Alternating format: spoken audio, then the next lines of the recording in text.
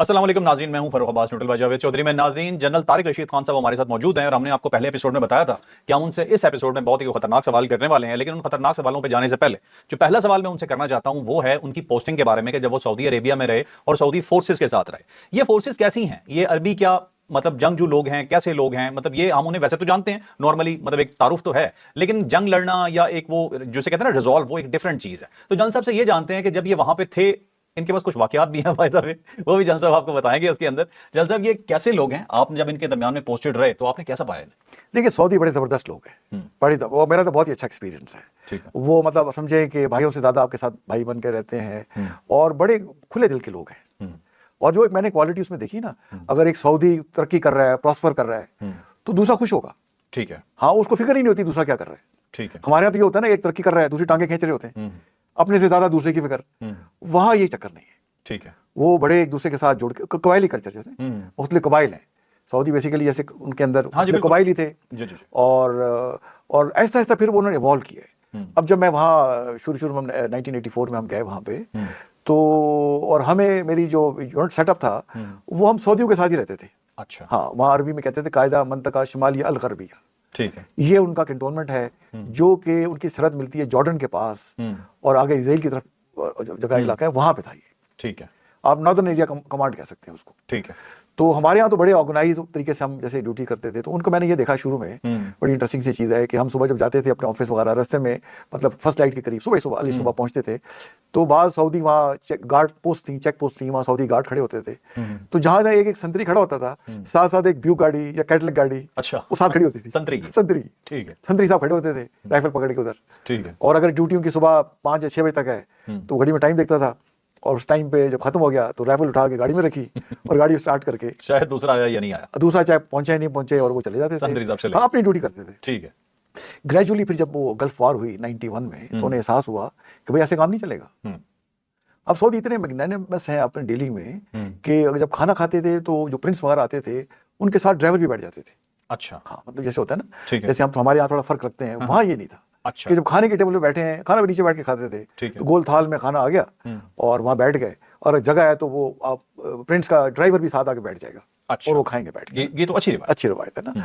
और फिर दूसरा उनका जो था, मैस तो अलहदा थे, ऑफिसर मैस अलहदा थे, और जो हमारे नॉन कमीशन ऑफिसर होते हैं उनके मैस अलहदा थे, बट उनका खाना पीना बड़ा खुला डुला था। ठीक है। और जब 1991 की वॉर, गल्फ वॉर हुई, जब इराक ने कुवैत पे कब्जा किया और फिर थ्रेटन हो गया सऊदी अरेबिया भी, तो देन दे रियलाइज कि भाई ये तो soldiering is a serious business. और फिर मुझे अल्लाह ने मौका दिया बाद में 2005 में, जब मैं ब्रिगेडियर बन गया, तो उन्होंने हमसे रिक्वेस्ट की कि हमारा जैसे आपका नेशनल डिफेंस कॉलेज है जो हमारी अब यूनिवर्सिटी बन चुकी है, ठीक है, तो हमें हेल्प करें और हमें higher direction of war, operational strategy, military methodology, जो नेशनल लेवल की बातचीत है या ऑपरेशनल लेवल की, तो हमें वो सिखाएं। तो अल्हम्दुलिल्लाह मुझे उसमें मौका मिला। पाकिस्तान से 4 जो थे ब्रिगेडियर रैंक के ऑफिसर सेलेक्ट किए गए, 2 आर्मी से, 1 नेवी से, 1 एयरफोर्स से। ठीक है। तो मैंने उस टीम को हेड किया। अच्छा। और हम वहाँ गए रियाद में, और उन्होंने हमें बड़ा लुक आफ्टर किया। ठीक है। और फिर हमने उन्हें सिखाया। ठीक है। हमने उन्हें सिखाया कि किस तरह से ऑपरेशनल प्लानिंग की मतलब जाती उनके है। नेशनल डिफेंस कॉलेज की बुनियाद आपने रखी है? अल्हम्दुलिल्लाह। ठीक है। और उसमें अमेरिकन भी चाह रहे थे, बट समा उन्होंने सबसे पहले हमें उस पर तरजीह दी, और हम वहाँ गए। और हमने उनके जो स्टाफ कॉलेज के जो इंस्ट्रक्टर थे, और फुल कर्नल या ब्रिगेडियर रैंक के, उनको हमने ट्रेन किया। ठीक है। जी, उन्हें बताया।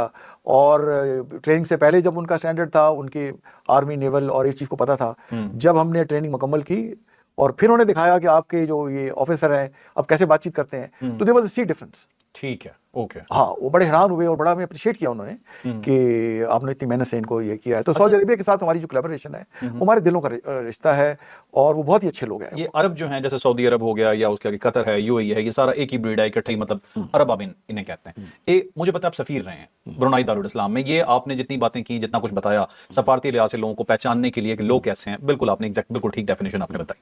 लेकिन जल साहब, एक कॉम्बैट होता है, लड़ना होता है, रिजॉल्व होता है, हौसला होता है, जंग करने का हौसला होता है। जैसे हमने अभी देखा कतर पे हमला हुआ, कतर ने अभी तक जवाब नहीं दिया। जब तक हम ये रिकॉर्डिंग कर रहे हैं कतर का जवाब नहीं आया। ये तो मैं आपसे पूछूंगा अलग कि कतर जवाब देगा या नहीं देगा, लेकिन अभी का मेरा सवाल आपसे ये है, क्या ये लड़ने का हौसला जो पाकिस्तानियों के अंदर मौजूद है, ये सेम अरब कंट्रीज में आपने देखा, उनकी फौज में देखा जहां आप रह के आए?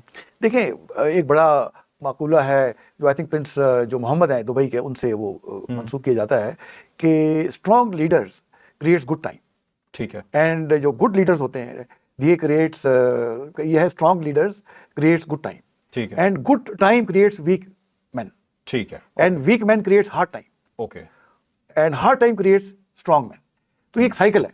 अब वहां देखें, वहां दौलत बेताशाब में मिल गई, पहले वो बद्दू कबाइल थे, जैसे कतर को देखें ना, 71 से पहले 60 से पहले वो माहीगीर थे और सिपियां और मोती निकाला करते थे और बड़े गरीब लोग थे। लेकिन जब वहाँ ऑयल एंड गैस डिस्कवर हुई और वो टेक्नोलॉजी भी ये जो वेस्टर्न ममालिक थे वो लेकर आए और उन्होंने बताया कि आपके तो जमीन और समंदर में इतनी गैस और इतनी ऑयल है, फिर वो पैसे की रेल पे लाई। ठीक है। तो ये जो गुड टाइम है, लग्जरी है, ये आपको वीक बना देती है। ओके। तो अब कतर क्या क्या रिस्पॉन्ड करेगा? उसके बाद तो है ही कुछ नहीं रिस्पॉन्ड करने के लिए। उसका तो जो उसने बिलियंस ऑफ डॉलर का एयर डिफेंस सिस्टम दिया था वो भी काम नहीं आया, वो अटैक करके वापस चले गए बिकॉज उनके ऑपरेटर जी क्यों काम नहीं आया? जवाब क्यों नहीं दिया? इसलिए देना क्यों नहीं? देखिए, उनको जो बेसिकली ऑपरेट कर रहे हैं वो मोस्टली तो मतलब वेस्टर्न लोग हैं, ओके। वो गैर मुल्की हैं। मतलब इनके ये तो फिर ट्रेंड नहीं है ना, इनकी फौज होना ना होना तो बराबर ट्रेन है। देखिए एक दिन में तो नहीं हो जाता ना। ठीक है। हमें 47 से लेके देखिए अभी आज 2025 में तो टाइम लगा ट्रेनिंग में। हमने सीखा 1948 की वॉर से 65, 71 कारगिल, फिर अभी मार्का हक। तो ये इसमें टाइम लगता है और जान मारनी पड़ती है अपने आप। कहते हैं स्वेट सेव ब्लड, कि अगर पसीना बहाएंगे तो आपका जंग में खून आपका बच जाएगा। ठीक है। तो अगर पसीना ये बहाएंगे अरब ममालिक और अपने आप को इतना वो स्ट्रांग बनाएंगे, रिजॉल्व दिखाएंगे, तो कल जवाब भी देंगे। ठीक है। जब तक ये लाइफ ऑफ लग्जरी में पड़े रहेंगे तो उसका रिस्पॉन्ड नहीं कर सकते बैठ के। जल साहब, इस चीज को अगर मैं आपसे पूछना चाहूँ, क्या कतर को जवाब देना चाहिए? देखिए, देना तो चाहिए। आपकी सॉवरेनिटी अंडरमाइन हुई है, आप पे अटैक हुआ है, तो आप जवाब लेके क्या देंगे? क्या आपके पास मिसाइल ऐसे हैं? क्या आपकी ऐसी रीच है कि आप इजराइल के डिफेंस को तोड़ते हुए जहाजों से वहां हमला कर दें? वहां जहाजों का सबसे बड़ा बेस तो अमेरिकन के अंडर है। जैसे भाई कोशिश तो करके दिखाएं। ये किस बात की कोशिश? जब आपके पास कैपेबिलिटी नहीं है, देखिए, तो कैसी कोशिश? तो ये बिलियंस ऑफ डॉलर फिर क्यों लगा दिए? बस वो देखिए इसलिए लगा दिए गए कि एक तो एश्योरेंस दी गई कि अगर हमारा आप असला लेंगे तो हम आपकी सॉवरेनिटी गारंटी करते हैं। अब देखिए, कतर ने $400 मिलियन का जहाज प्रेजेंट किया था और अरबों डॉलर की वो सरमायाकारी उन्होंने कहा अमेरिका ने की है। तो उसका कुछ इफेक्ट तो टर्न पे हुआ है। एक तो ट्रम्प ने थोड़ा डिस्टेंस किया अपने आप को इजराइल से, और दूसरा पहली दफा हुआ सिक्योरिटी काउंसिल में कि 15 के 15 जो ममालिक रुकन है उन सब ने कंडेम किया इजराइल को, अच्छा, जो इससे पहले नहीं हुआ। मुझे एक चीज बताइएगा, अमेरिका कह रहा है जी कि हमें 11th पे बताया गया, हमने इन्फॉर्मेशन दी। आगे से जो कतरी वजीर आजम का जो जवाब था वो ये था, नहीं हमें कोई इन्फॉर्मेशन नहीं दी गई, ये बात झूठ है। और ऐसा लगा जैसे अमेरिका थोड़ा डिफेंस पे जा रहा है, थोड़ा सा पीछे जा रहा है, लेकिन इजराइल का साथ नहीं छोड़ रहा। वो ये कह रहे हैं जी कि हमास टारगेट करना हमारी प्रायोरिटी है, बट प्रॉब्लम इज दिस कि हमास का वो हेडक्वार्टर अमेरिका की मर्जी से था, वो नेगोशिएशन के लिए बना हुआ था। जब रिजॉल्व होने लगता है मामला तो इजराइल क्या करता है? हमला करके सब सैबोटाज कर देता है, सब खत्म कर देता है। अमेरिका इस सिचुएशन में, ये जो आपको सिचुएशन अभी लग रही है, क्या कतर के साथ है या इजराइल के साथ? देखिए, वैसे स्ट्रेटेजिकली तो इजराइल के साथ है, ठीक है, बट टेक्निकली जिसे कहते हैं प्राइमा फेसी या दिखावे के तौर पे या बातचीत में वो कतर के साथ भी अपने आप को दिखा रहा है कि हम इसको सपोर्ट नहीं करते। ठीक है। वो ये नहीं कह रहा कि कतर को जवाब देना चाहिए, या कतर के साथ इतना बड़ा जो वहाँ बेस बना हुआ है जिसमें 10,000 से ज्यादा अमेरिकन का बेस है अल हदीद पे, वहां से जहाजों को कहे ना कि भाई आप उड़ाएं और जाके इजराइल को स्ट्राइक करें, बिकॉज उनका अपना बेस है। और पूरे इसमें जैसे मैंने शायद पहले आपको जिक्र किया कि तमाम जो अरब ममालिक हैं उस सब में अमेरिका की प्रेजेंस है, चाहे कुवैत है, चाहे बहरीन है, यूएई है, जॉर्डन है, सीरिया है, लेबनान में, सऊदी अरेबिया में। देखिए, ये कंबल की तरह उन्हें पकड़ा हुआ है। बिल्कुल ठीक। साहब, ये जो कतर है, या मतलब जो अमेरिका और कतर के रिलेशनशिप है वो हम जानते हैं, एक मीडिएटर भी है कतर, बहुत कुछ है कतर के बारे में कहने के लिए, पैसा बहुत है, उन्होंने फीफा वर्ल्ड का भी वहां पे करवा के दिखाया। उसके अलावा पूरी दुनिया को अट्रैक्ट किया कि हम मीडिएट करेंगे, आपका कोई भी इशू हो यहाँ पे लेके आए। अमेरिका का क्लोज अलाई, अल हदीद बेस वहां पे होना, सेंटकॉम का फॉरवर्ड हेडक्वार्टर वहां पे होना, और मतलब अमेरिका का बता रहे हैं 10,000 से ज्यादा आर्मी वहां बैठी हुई है, तो स्ट्रेटेजिकली अमेरिका के लिए बड़ा इंपॉर्टेंट मुल्क है। लेकिन उसके बावजूद हमला हुआ है। ये हमला अमेरिका की मर्जी से हुआ है या नहीं? देखिए, इजराइल ने तो कहा है नेतन्याहू ने कि हमने ये अमेरिका को बताया था, कि हमने बताया था कि हम हमला कर रहे हैं। अब ट्रम्प साहब का जो बयान है वो ये कह रहे हैं कि जी हमें तो 11th आवर पे बताया गया और सफिशिएंट वार्निंग नहीं दी गई और हम इसको कंडेम करते हैं। ठीक है। ये तो ईरान के बारे में उन्होंने कहा था कि हमने ऐसा मना किया था इजराइल को कि भाई ईरान पे हमला ना करो।